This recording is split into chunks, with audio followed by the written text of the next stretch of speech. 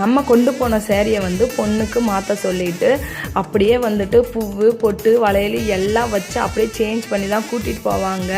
இங்கே அது எப்படின்னா வெளியில் பெரியவங்கெல்லாம் உட்காந்துருக்காங்களா, மிஞ்சி போனாலும் ஒரு 10 நிமிஷம் கூட உட்கார விட மாட்டாங்க. அவசரமாக பண்ணுங்கன்னு கத்திக்கிட்டே இருப்பாங்களா. அந்த டைமிங்கில் 10 பேர் சேர்ந்து அந்த பிள்ளைக்கு சேலை கட்டுறது என்ன, பூ வைக்கிறது என்ன, வளையல் போடுறது இல்லைன்னு படுத்தி எடுத்து அப்படியே ஒரு பொம்மை குட்டி அலங்காரம் பண்ணுற மாதிரி அலங்காரம் பண்ணி நம்மளும் கூப்பிட்டுட்டு போயாச்சு. கூப்பிட்டு போனவனேவும் அந்த பொண்ணோட தாய்மாமா வந்து மாலை போடுவாங்க. மாப்பிள்ளையோட தாய்மாமா மாலை போட்டு பொட்டு வச்சு விடுவாங்க. பொட்டு வச்சு முடித்தோடனே அதுக்கு பிறகு தான் பொண்ணு மாப்பிள்ளையே வந்துட்டு பொட்டு வச்சுக்கிறணும். அவங்கவுங்க மாப்பிள்ளைக்கும் பொண்ணுக்கும் அந்த மாதிரி செஞ்சு இந்த மாதிரி சூப்பராக இன்றைக்கான 12ஆம் தேதி கல்யாணம் அப்படின்னு சொல்லிட்டு நிச்சயதார்த்த ஓலையை படிச்சுட்டு அப்படியே எல்லாருமே வந்துட்டு ஃபங்க்ஷனை சூப்பராக முடிச்சுட்டு நல்லபடியாக பொண்ணு மாப்பிள்ளையும் சாப்பிட விட்டு